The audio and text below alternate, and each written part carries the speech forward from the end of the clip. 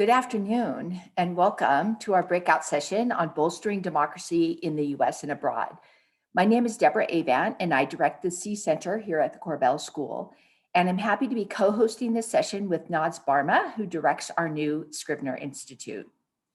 So throughout the sessions yesterday and today, there have been reflections about the struggle the US is having with democracy at home and how that might matter for its ability to be a force for democracy in the world. The panel on democracy earlier today featured Susan Glazer, who likened our moment to the South after the Brown versus Board of Education decision, where mobilization against integration fueled violence in part by silencing white moderates. Steve Israel agreed, pointing out that the geographic and economic separation fueled by different media and social media universes points to a sobering state of affairs in the US that is unlikely to change quickly. Despite this, yesterday, Kori Schake said that US struggles shouldn't prevent it from pressuring others abroad. Similarly, Condoleezza Rice argued that US democracy may be flawed, but it still surpasses others, and thus the US shouldn't interrupt its democratic promotion activities. Jessica Green, though, suggested that competing over which country was most democratic was likely not productive, especially, as she put it, while the world burns. It could be more useful for the US to foster serious engagement with justice and democracy at home and recognize others' beneficial action in the pursuit of global concerns, even if it doesn't meet certain US standards for democracy. And Susan Glazer similarly pointed out that the US could perhaps learn from how others who are also facing democratic challenges are sort of dealing with the challenges they face. So in this session, we will directly tackle the connections between democracy at home and democracy in the world. And to help us to think through these questions, we are so fortunate to have three terrific panelists. First off, we have Dan Baer, who's a senior fellow at the Carnegie Endowment for International Peace.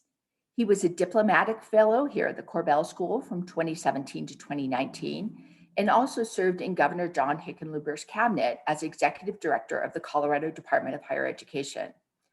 Under President Obama, he was US ambassador to the Organization for Security and Cooperation in Europe from 2013 to 2017.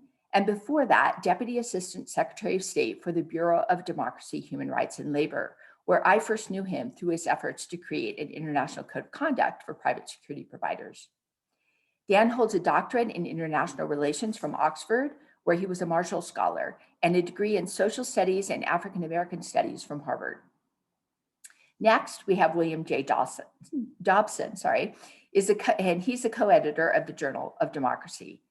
Prior to assuming this position, he was the chief international editor at NPR. He is the author of The Dictator's Learning Curve Inside the Global Battle for Democracy, which was selected as one of the best books of 2012 by Foreign Affairs. And he's published widely in international relations, democracy, and authoritarianism. Among many other positions, he was managing editor of Foreign Policy magazine, where we briefly interacted way back in 2005, when he asked me to write an entry on mercenaries for that journal, which I was thrilled about, by the way. Will holds a law degree and an MA in East Asian Studies from Harvard, and he received his bachelor degree from Middlebury College. Finally, Tamara Cofman Wittes is a senior fellow in the Center for Middle East Policy at Brookings, where she focuses on US policy toward the Middle East.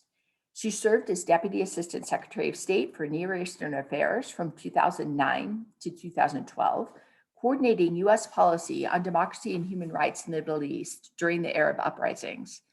She's a co-host of Rational Security, a weekly podcast on foreign policy and national security issues, which I recommend highly. She's the author of Freedom's Unsteady March, America's Role in Building Arab Democracy. And she's currently writing a book titled RSOBs on the tangled history of America's ties to autocratic allies. Wittes was one of the first recipients of the Rabin Paris Peace Award.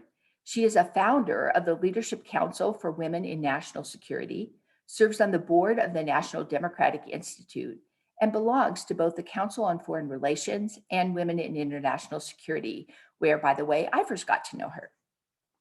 She holds a bachelor's degree in Judaic and Near Eastern Studies from Oberlin and a master's and doctorate in government from Georgetown. So, with this terrific panel, I want to start by asking the big question. Do you think democracy has eroded in the United States? And how do you think it is affecting the US role in the world? Starting with Dan. Thanks, Debbie. Thanks for having me, and it's wonderful to be here in such august company. Tamara, just a side note, Tamara and I were often to be found in the courtyard of the State Department, consoling each other over whatever challenges were going on with democracy and human rights in the world for several years. And so it's really fun to be back with her, especially given our past conversations on this topic. I think for many of us, the last 4 years have been a sobering and depressing time when looking at American democracy. I get often accused of being too optimistic. I would say that I think in the past, if you take a historical view, one of the ways that the world has reminded itself of, the most common way that the world has reminded itself of the fragility of institutions and the importance of what we would call democratic values is through war. And I guess if I'm going to be optimistic, my hope is that the experience of the last 4 years, including the tremendous strain that was put on democratic institutions, that continues to be placed on our democratic institution by many political leaders, that will be a time where that will be a catalyst for our reassessment of how important our institutions are and a recommitment to the democratic values that underlie them. And that, I'm not Pollyannish about the work that lies in front of us, that it will be inspiration for the road ahead. I think it's certainly the case that there has been a shattering of what were a number of assumptions that were built into not only the way that the United States presented ourselves in the world, but also the way that we're received.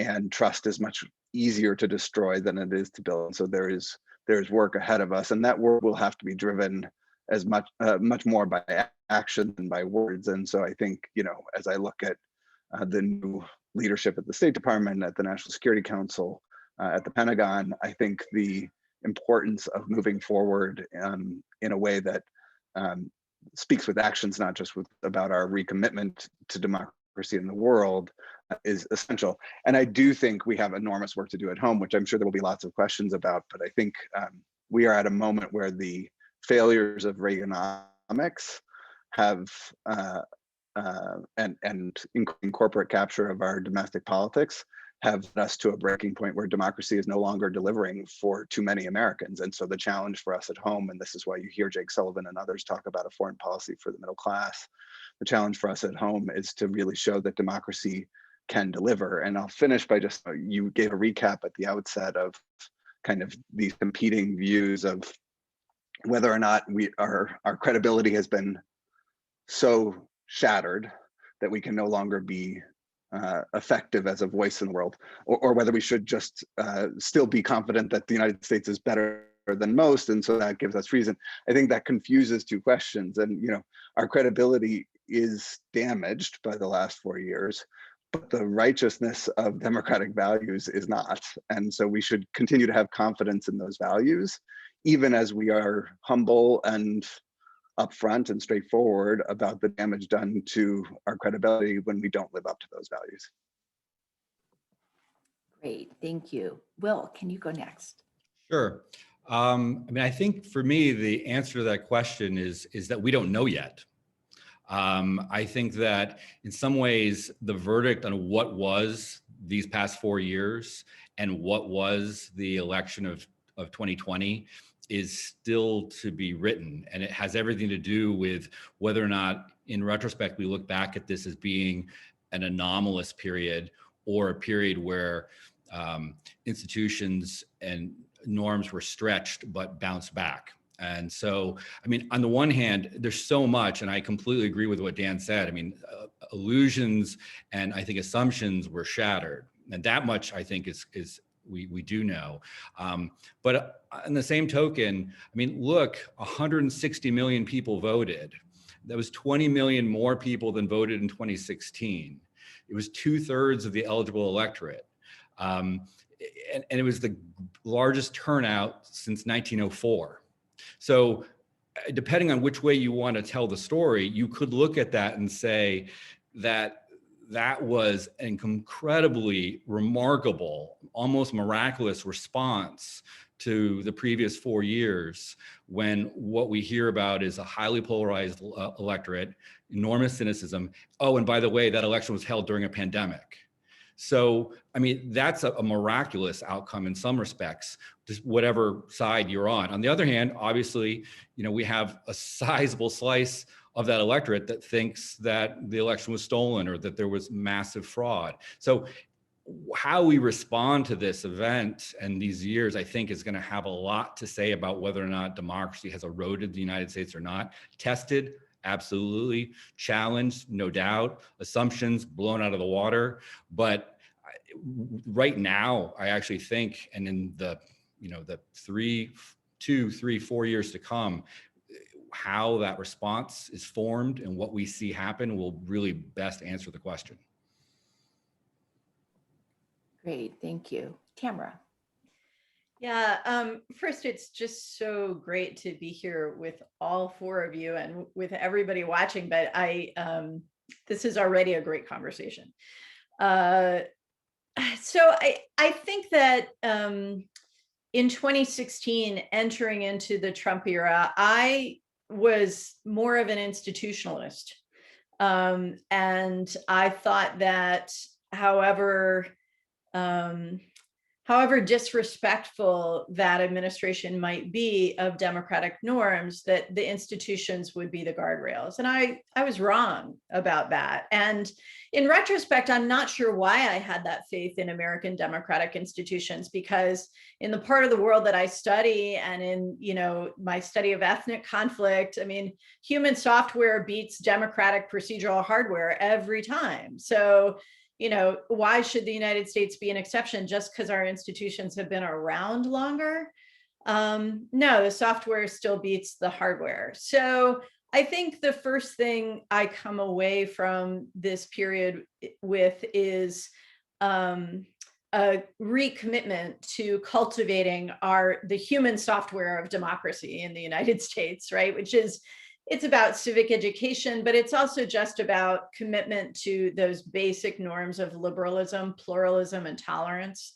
You know, that said, it is important to situate what happened to the United States in a broader global context. And populism's been on the rise in a lot of democracies. Political polarization has been on the rise in a lot of democracies. Declining faith in political institutions as a means of solving people's problems, that's been on the decline in a lot of European democracies as well. And, you know, there's lots of great research on this. And then, of course, we also have seen trends globally in terms of a sort of stinginess in the approach to political asylum, a shocking degree of toleration for authoritarian regimes going after their dissidents abroad in third countries, right? So those are norms that have been eroded as well globally. At the same time, as a Middle East specialist, I have to say, like, as all of this has been going on, a military regime in Sudan was overthrown by a mass mobilization, right? And they're now at the very beginning of a very tentative transition to democracy. Algeria saw an uprising, you know, a quarter century after a civil war that everyone thought would lead to military rule forever. In Lebanon and in Iraq, popular mobilization against corruption, against patronage politics structured by sectarianism. The Arab uprisings, you know, that we're marking the 10-year anniversary of this year, they're not over. We're in the middle of that story. And so the other thing I take away is that it's imperative for those of us who value democracy globally to continue to support democratic activists and those nascent, fragile democracies around the world, no matter what the state of our own democracy is in. There's a lot happening right now that is positive and that we want to nurture. And then the final thing, I think, is, you know, when Dan and I were sitting in the courtyard of the State Department cafeteria and talking about how do we talk about democracy promotion in an Obama administration coming in the wake of, you know, things like Abu Ghraib and Guantanamo, right? And I believed then, and I believe now, that it has never been the right way for the United States to support democracy abroad, to say, we're the city on the hill, we're so great, you know, and so let us tell you what's so awesome about democracy. That's never been fruitful. It's never been effective.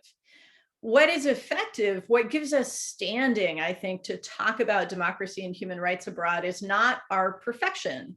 It is our struggle.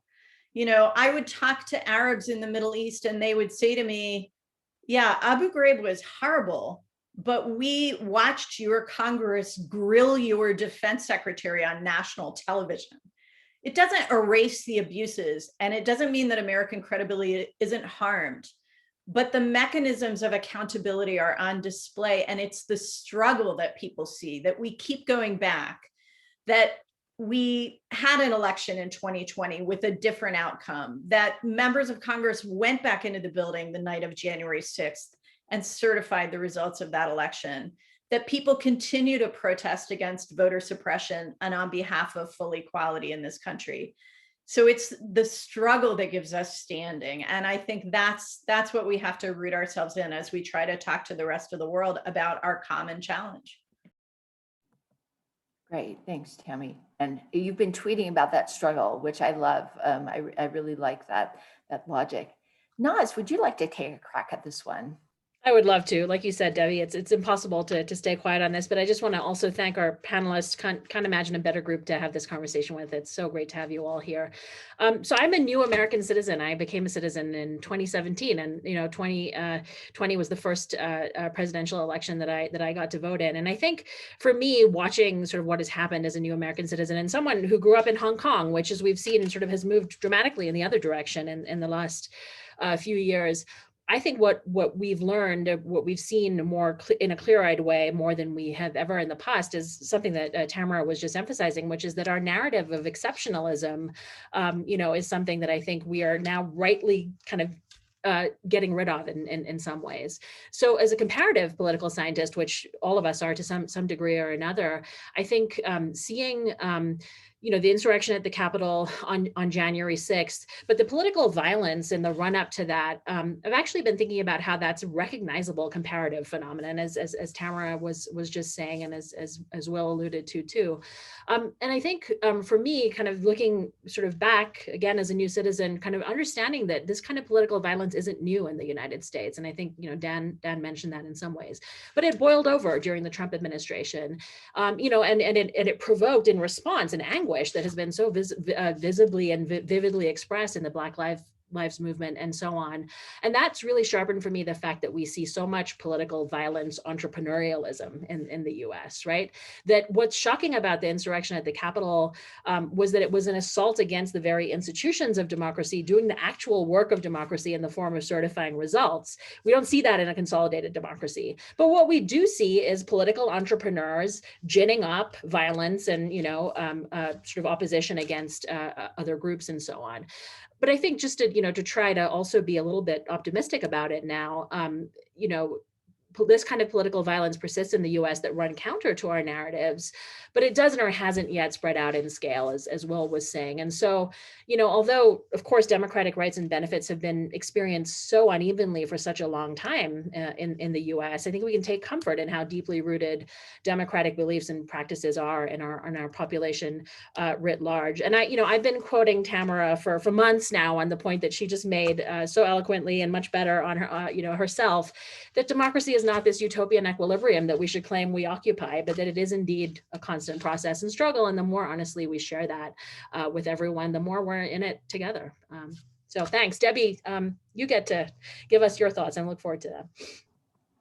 Yeah, thanks. Well, the advantage of going last, everybody's already said all the good things. But no, I really want to pick up on a number of things that people have said, and kind of in 2017, we actually had a conference at the Korbel School, looking at what we could think about in terms of inclusive responses to the sort of crisis of liberalism that we saw in the world. And it was really interesting because so many of us were sort of reflecting on, just the show that we had seen from the Trump administration coming to office, which we expected to be bad, and it just got worse every day. But it was interesting because we also realized at that time that we had seen more people in the streets. We were all on our participation in the Women's March, in these various marches. And of course, my colleague Erika Chenoweth has been counting these, and we've had more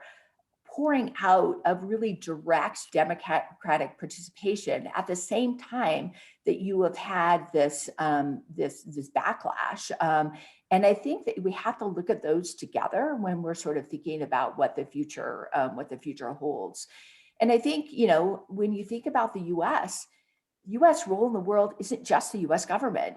It's all of us sort of engaged in different ways. And that always has been one of the things that has been important in sort of thinking about the US role in the world. What's been interesting to me is watching the Trump administration really kind of bench itself, even as all of these other interactions have gone on. And so, I'll take the International Code of Conduct as an example. The US companies remained engaged in that, civil society groups remained engaged in that, lower level State Department people remained engaged in that, even as the Trump administration was, actively considering policies that would have directly countered it. So I think I'm hopeful at the degree to which we've seen sort of this ongoing percolating of democratic action and practice, despite a government sort of turning against it. I'm also hopeful at the guarded re-engagement that we're seeing now with a new administration. And I'm also hopeful, in sort of looking back at how the US has engaged previously in the world. Many of the moments that we remember as the sort of shining moments were not the times when the US came in with all this power and all this authority and said, follow us. But it was the moments when the US was really engaging with great difficulty. When we think about the Helsinki Accords, they didn't start because Nixon and Kissinger marched into the room, carrying a flag. The US was really, to quote an Obama phrase, leading from behind. It was really its European protagonists that are sort of pushing forward, and the US was really engaging from a position of, oh my gosh, what do we do? And what we saw growing out of that was actually really productive. And so when I think about the future, I guess I'm most hopeful thinking about a fairly humble administration, re-engaging the world from a position of sort of deep self-reflection, and potentially pushing us in a more positive direction. Thanks.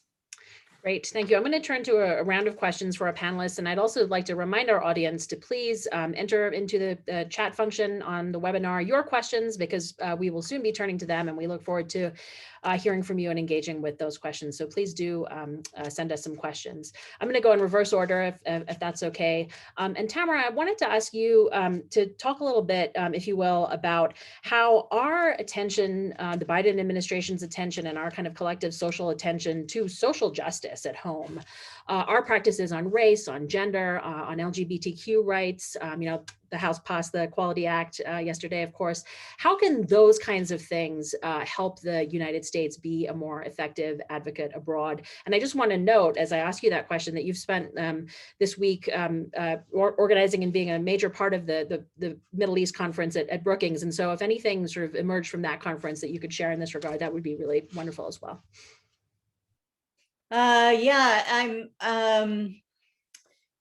I think we're going to be continuing the conversation about where U.S. human rights advocacy fits into Middle East policy with some intensity over the days to come. Today as well, the Biden administration released the unclassified report on intelligence conclusions about the role of the Saudi crown prince and other officials in the murder of Jamal Khashoggi. And so there are accountability measures that are going to be rolling out on that one as well. In terms of, how the flourishing of our domestic pluralism relates to our ability to engage on these issues abroad. I mean, I think that there are areas in which the United States is doing better than some other countries, and there are areas in which we are doing much worse. So I don't think that there's one sort of narrative or trajectory here, but I guess what I'd say I have seen happening in American civil society over the last 5 or 10 years that I think is really interesting is that a number of organizations that have been focused on equality at home are starting to spend more time thinking about the relationship of their work to similar struggles abroad. And, and Debbie has been onto this broader trend in civil society for years where, you actually have the international relations of CSOs working internationally on behalf of shared interests and shared goals. And, but I think that in the US, we've tended to have a bifurcation in civil rights or human rights groups. The ACLU doesn't have an international agenda.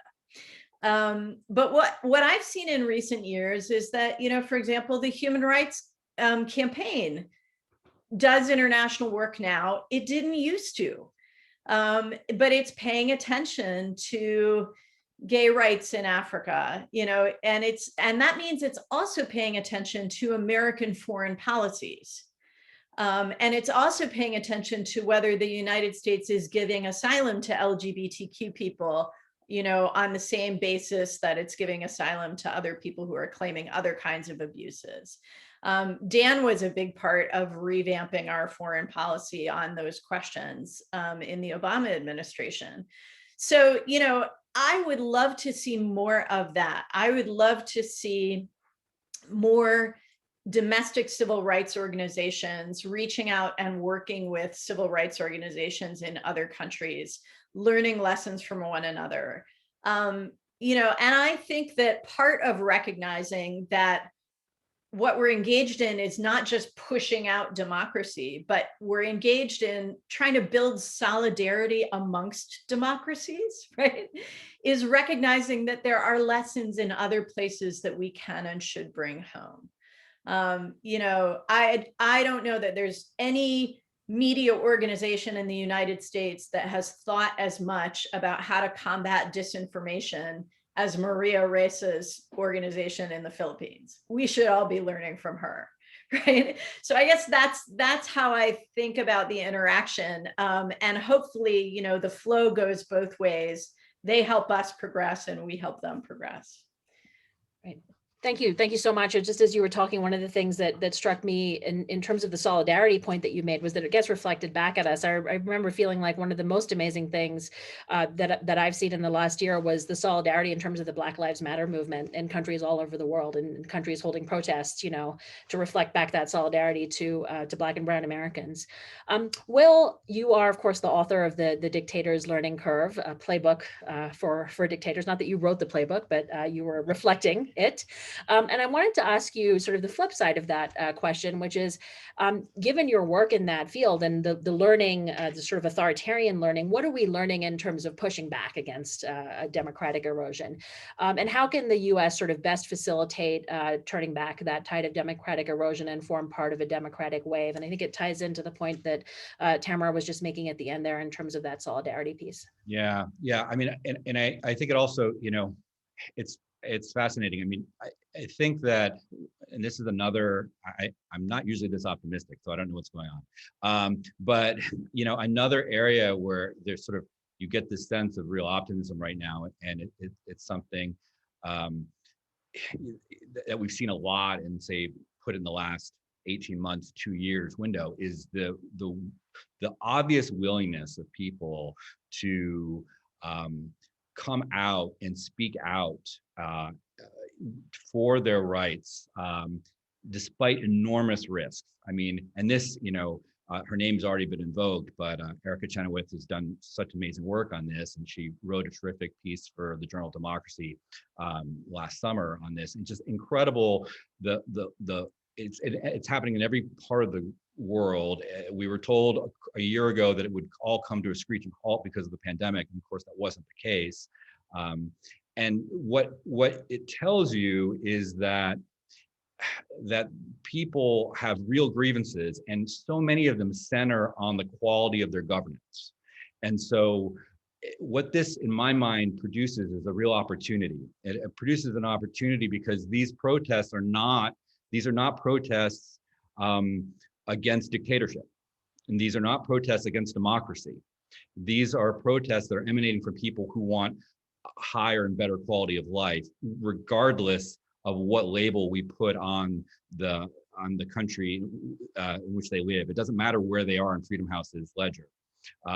They are looking at their lived experience and saying it's insufficient, and the systems that are in place have failed me, whether it be a moribund kleptocracy or whether it be a moribund democracy. And so what that then does is it throws the opportunity back on political leaders, and I would say in particular on those in democratic space, to do better. And so you have, you know that there will be pressure from the bottom up. And I mean, to this, look, this panel is to some degree turning the lens around and looking at the United States to some degree. And so to do that, I mean, and to go back on what we were saying before, looking at this moment that we're in right now, it is very much going to be decided at the level of states. The Brennan Center has an excellent report that just came out where, and again, going back to the election we just experienced, that I think it's in 33 states that you've seen 165 bills that have been introduced since the election in order to suppress the vote in the next election. And in 37 states, you've seen just over 500 bills introduced to try to expand voting access. So what's going to happen, how those legislative battles are fought or won at the state level, it's in 50 different contexts right now in the United States, is going to determine the direction and quality of our democracy going forward. And so that to me is another lesson of this, is that this is not, we can't just think about this in terms of national units. This is something that is happening at the local level in democracies all around the world, not just the United States. And I think activists understand that very, very well. And we're seeing a tremendous amount of sophistication on their part, figuring out how to give voice to their demands and to see that these demands actually coalesce into real action. Otherwise, how the heck does what happened in Georgia in this country have happened, but through the work of very active civil society leaders. And so, again, it leads me to be very optimistic, but at the same time, to feel as though it's a story yet to be written. Thank you. Well, and you're teeing up my question for Dan perfectly. So I appreciate that. Dan, in addition to your extensive diplomatic and foreign policy experience, you've also considered running for political office here in the United States. And there are many of us in Colorado who hope that you might consider that again. I wanted to ask you if you might talk a little bit about how attention to the inclusive processes on global issues of the sort that Will and Tamara have been talking about can draw in domestic audiences and kind of reactivate, kind of turn the mirror back on ourselves and reactivate an American social commitment to these processes here at home as well.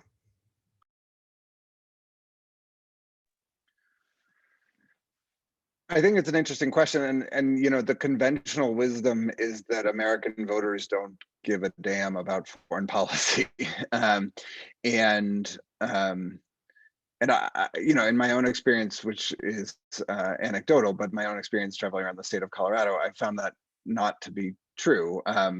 When, for those who don't know, I had a short-lived run for Senate last year before John Hickenlooper decided to run for Senate. And gratefully, he is now Senator Hickenlooper, so that story ended well for the country.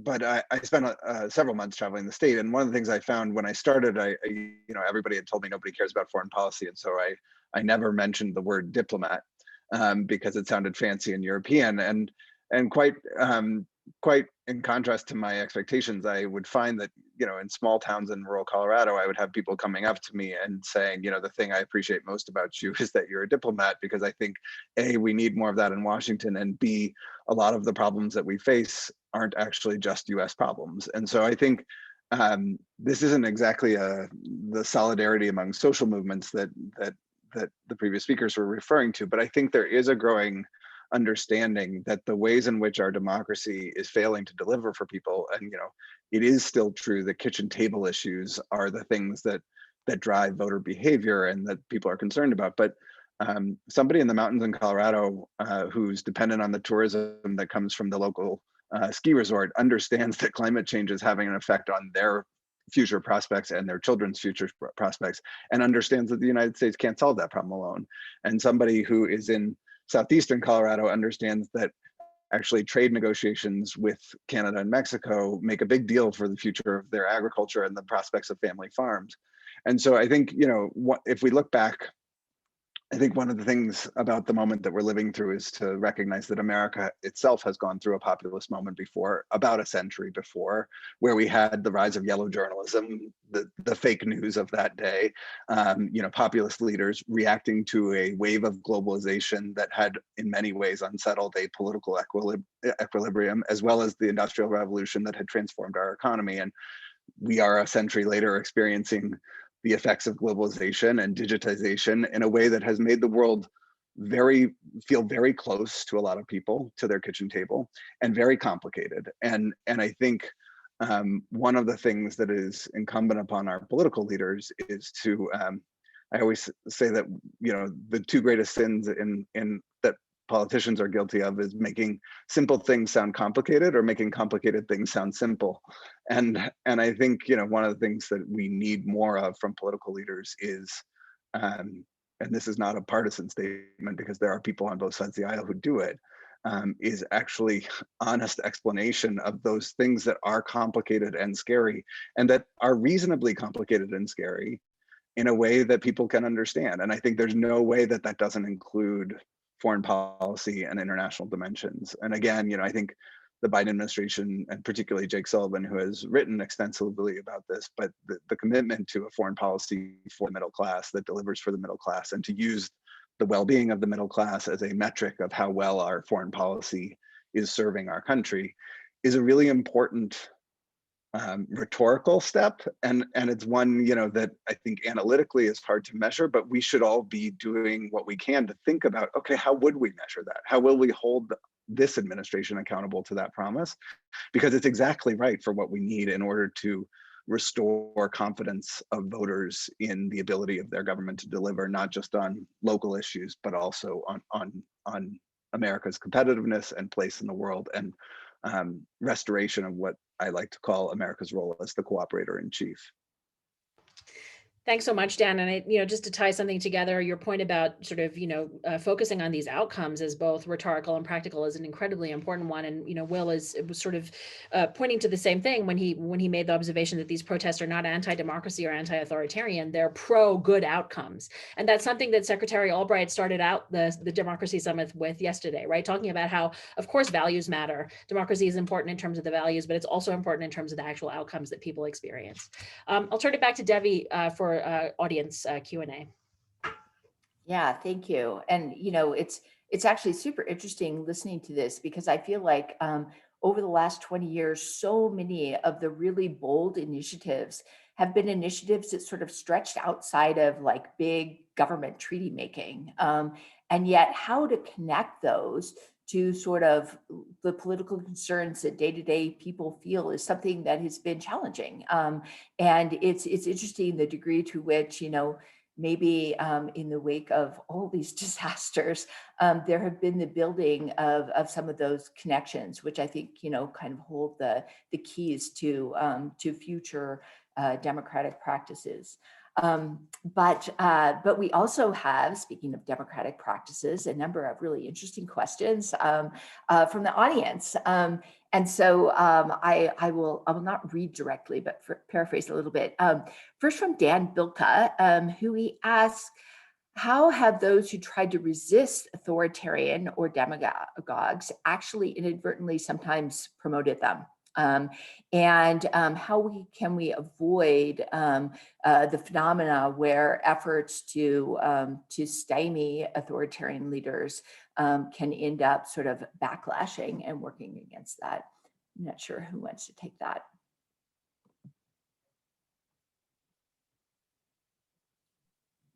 Well, at the risk of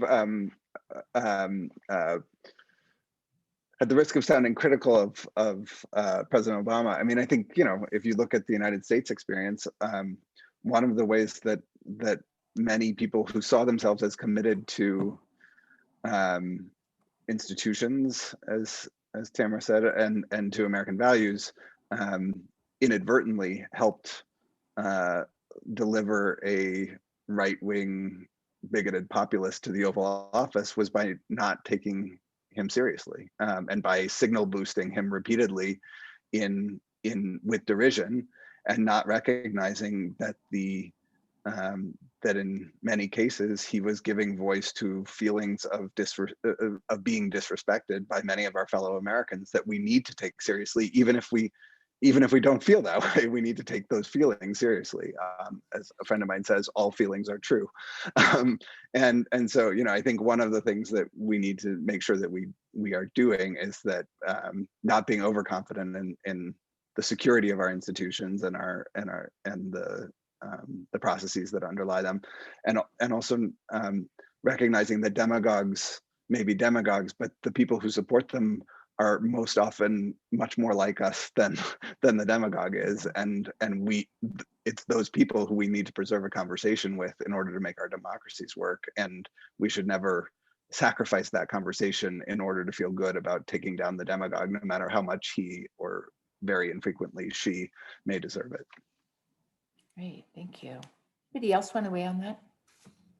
I mean, I just to piggyback on that in a small way. I mean, I think part of it too is that there's and you can see this in many different places, that there's often a temptation to respond to a demagogue or populist threat by trying to find a shortcut in doing so. You can take an example like in Ecuador, where all of a sudden there's a turn towards trying to accomplish and undo what was done, harms that were done, but to do it through hastily prepared referendums or tools such as that, which are, you could look at it and maybe reasonable people could say the aims here are ones that espouse democratic principles, but the means actually matter. The means and the process matter. I mean, there's a reason why you spend so much time learning procedure in law school. I mean, the procedures matter, and how you get there is actually substantive in its own right. And so we have to remember that in a writ large way for democracy, and that it is unsatisfying, it's vexing, it's frustrating, and highly necessary. And so, and I think it's something that's easily lost, particularly in moments where something that had been lost or felt like it was on the cusp of being lost has been won back. People turn to expediency, and it doesn't work well in a democratic context. Great, thank you. Naz. Will I ask the next question, Debbie? Thank you. Yeah. Tamara, I'm going to direct this one to you just to start out with, but would love to hear what Dan and Will think. This is from Rachel Epstein, our associate dean here at Korbel. What are the U.S. Democratic deficiencies that make it the most difficult for U.S. diplomacy abroad? And she suggests that perhaps economic inequality and mass incarceration are two top concerns here at home, but curious to know what U.S. diplomats encountered by way of criticism of the U.S. system most frequently. Yeah, well, I'm interested to hear others' answers on this as well, because my own experience is so bounded by the region in which I spend my time. But I think that for people in the Middle East, they don't really distinguish between the character of American democracy as it is practiced within the boundaries of the United States, and what values they understand the United States to be projecting through its foreign policy. And so when they see a foreign policy that in their view is unjust, to them, that is a deficit of American democracy. So, we can have a lot of arguments about the legitimacy of invading Iraq in 2003, but that's an off-cited example. And another one that comes up in the region where I work quite a lot is the Israeli-Palestinian conflict, and the fact that the United States has not yet succeeded in brokering that two-state solution and bringing about self-determination and sovereignty for Palestinians. So, those are the things that I hear about. When people that I am talking to talk about our domestic policy deficits, the death penalty comes up a lot. Racial injustice comes up a lot.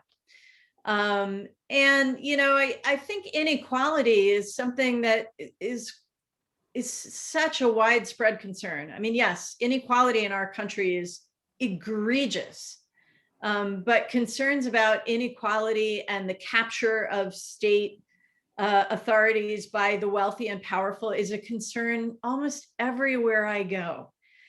So I think that's an area of solidarity and sympathy more than anything else. Dan, would you like to take a stab at that one as well, just in terms of your own diplomatic experiences? Sure. I mean, I think the areas that Rachel highlighted are definitely things that get raised. In addition to the death penalty, which to self-promote, I wrote a piece for Foreign Affairs last September about how one of the things that Joe Biden could do to restore trust, particularly among some of our closest allies, would be to take meaningful action on ending the death penalty in America, because it is a foreign policy issue and it does get raised repeatedly, especially for human rights diplomats. The other one that people may not think of is guns. Many of our closest friends around the world cannot understand how what is such a rational, reasonable kind of policy, sometimes to the point of paralysis, data-driven policy world can be like so completely out to lunch on the data that supports a more reasonable approach to gun safety in America. And so I would say that's another one that people kind of point to as like, what are you lecturing us on this crazy thing that we do? Look at this crazy thing that you do. I will just say that that's often what you hear from, having grown up in Hong Kong, now China, you hear that from the Chinese a lot. Gun safety, personal safety, how can you possibly allow your society to be so disordered, right? Debbie, over to you. Yeah. So we have a question about, so this is from one of our Sea Fellows, actually, Anushka Bose. Will the United States have less leverage to bargain deals with its allies in Europe, given its weakening global image? Will its allies in Europe be inclined to become less dependent on the US for support? Tamara. I mean, I'm happy to start. I want to hear Dan, but I think one of the things that's hard for this incoming administration, it's hard every time we have a change of administration, is that, the world has moved on while you've been out of power, right? So we might wish, or the Biden administration might wish, that they could sort of walk in and pick up where Obama left off with the Europeans. But the last 4 years have had profound impact, not only the last 4 years of Trump administration, bullying and throwing partnerships out the window and blustering and so on, but also the changes in global politics over the last 4 years. The assertion by two major authoritarian powers, China and Russia, and the way that they have found their own alliances in the international system and put some other democratic countries in positions where they have less freedom of action. And then there are different foreign policy issues on which the Europeans simply decided not to wait for the United States, but to, just try and move ahead without us, because they didn't know what the outcome of our 2020 election would be, and they couldn't afford to just put things on pause. So I think there are a lot of things that have made it hard to resume the kind of transatlantic cooperation that really do boost American power and influence and advance our collective interests around the world. One of those things may be the degradation of American democracy, but only one would be my answer. Dan, do you want to add anything? I agree. I think strategically, neither we nor the Europeans have an alternative to working together. When you look at all of the global challenges which require cooperation among democratic powers, all of them hinge upon US cooperation with our European allies, as well as with our democratic allies in the Pacific. And it's one of the upsides of living in an era that has a renewed geopolitical great power flavor, is that the kind of assumption that democracy was on the march, which was, by the way, not just the kind of baseline assumption of the neocons, but also of those of us who were more liberal internationalists, that there was going to be, yes, not linearly, but progressively an embrace of democratic governance. That is no longer the case. It's no longer the assumption. And there's increasingly an awareness that democratic governments are going to need to defend democracy and move to a defensive posture. And in that respect, and not only to defend democracy as such, but also to make progress on global institutions that can tackle the challenge of climate change or pandemics or mass migration, et cetera. And given those pressing challenges, I don't think the Europeans have an alternative but to work with us. And I hope that the new administration will not take advantage of that, but rather we also don't have an alternative but to work with them. And we should both be equally committed to each of us being as effective as possible in bringing our respective strengths to some of these global challenges that we both face. I mean, I think that's exactly right. And I would just add that democratic backsliding isn't an American phenomenon. It's a global phenomenon. I mean, to someone in Brussels who would point out how difficult the last 4 years have been, I would respond by saying, yes, can we talk about Hungary and Poland?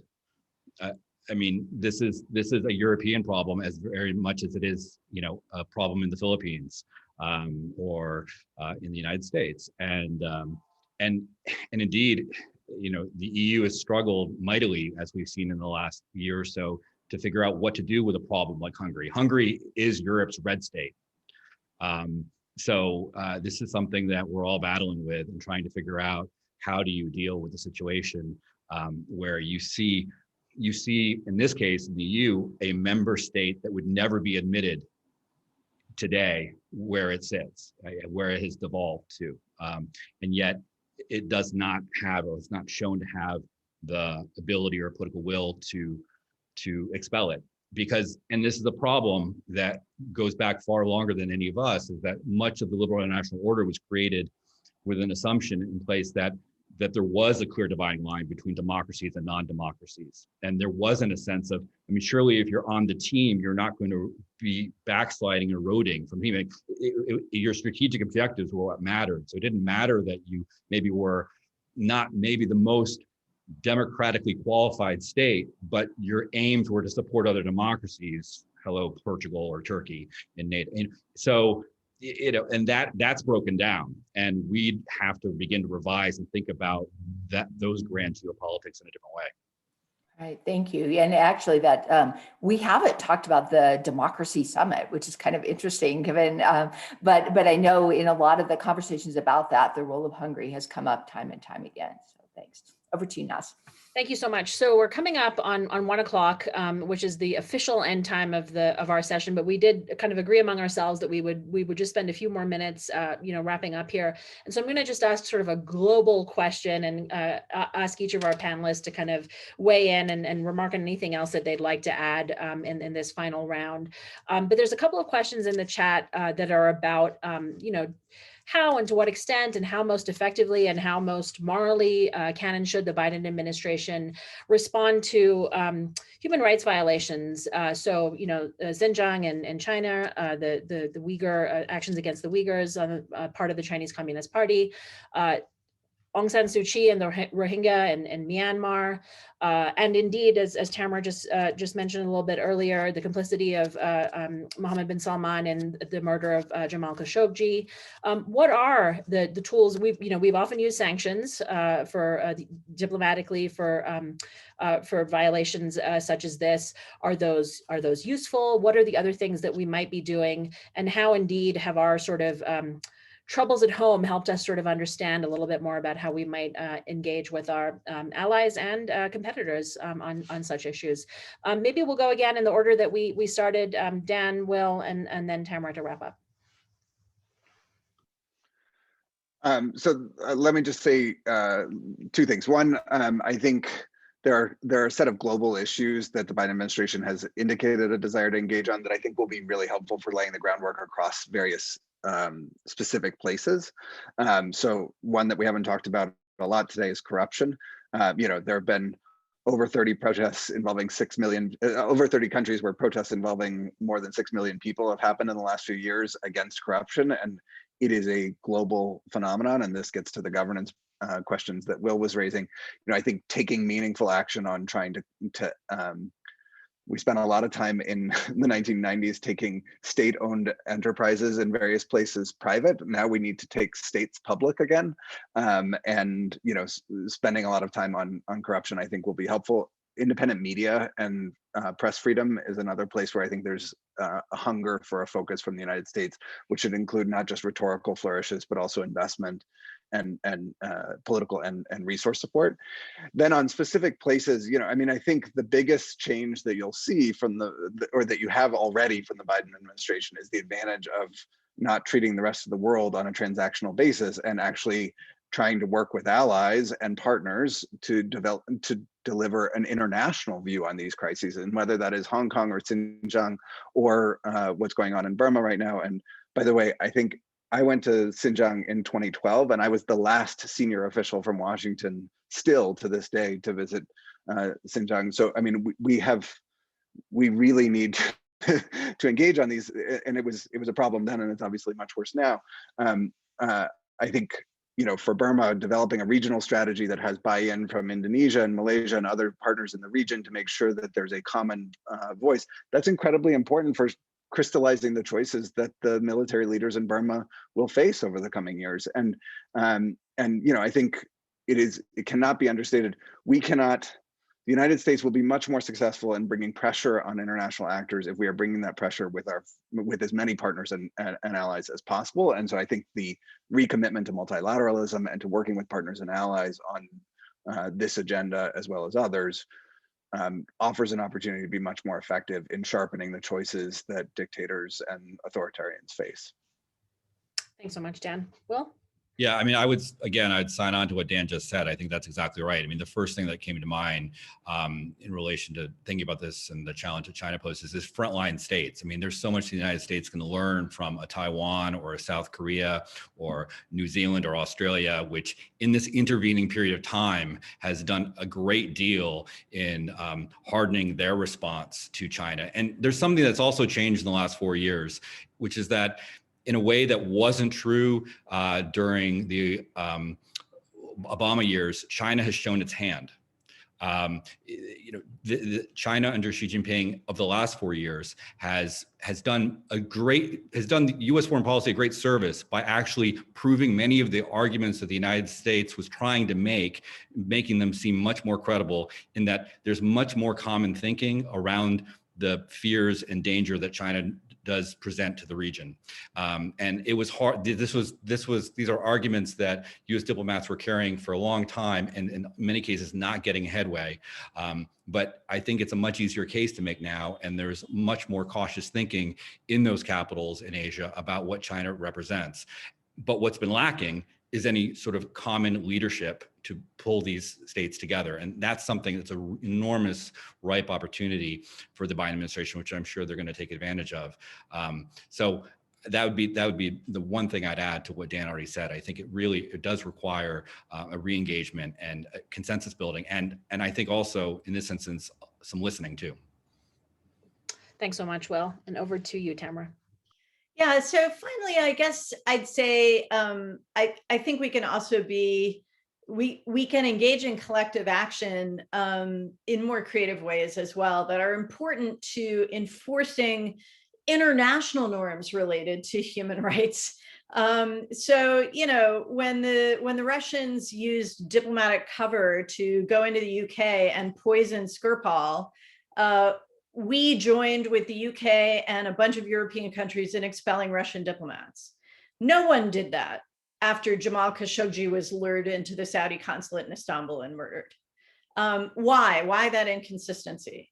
So there are certain sets of international norms in which all countries have really strong stakes that we could be reinforcing. So the Biden administration today, in response, as it released this report on Jamal's murder, announced a series of steps, the vast majority of which are visa sanctions under the global Magnitsky law. And that's all well and good. I think that we tend to turn very quickly to sanctions because they're there in the law and, you know, there's executive authority and they sound really tough. But I think that the more we do that over time, the less juice those sanctions have. And I think it's important to remember that in a lot of bilateral relationships, it's the softer dimensions of diplomacy that those countries actually really care about. Autocratic partners of the United States care desperately about the seal of approval that they get from a handshake, a photo op, an Oval Office meeting, you know, and the fact that that President Biden and his White House have made clear that he's not getting on the phone with Mohammed bin Salman, that frankly is more important than visa restrictions on 76 random individuals. So, so symbolic diplomacy needs to be part of the arsenal as well. I'm just remembering the lasting image for me of Trump diplomacy was the one of Trump and the globe. And over to you, Debbie.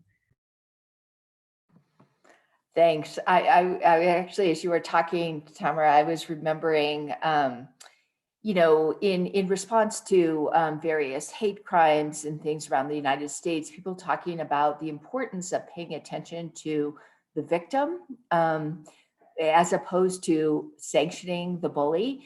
And I think that those kinds of things, you know, we call them symbolic, we call them lots of kind of softer images that I think mask to some extent the degree to which these are really effective tools. We're all people, and engaging in these ways can often be, you know, really productive for the kinds of practices. So anyway, it's great. Back to you, Naz. Great, thank you. Just to say thanks once again to all of our panelists for a wonderful conclusion to the Denver Democracy Summit. This was really a terrific conversation to be able to have at the end of the summit. Thank you so much to our audience for the great participation. We hope to see everyone again soon to continue this conversation moving forward. But once again, just a really heartfelt thanks to all of you for joining us here today. Yeah, thanks everyone. Thank you. Bye-bye.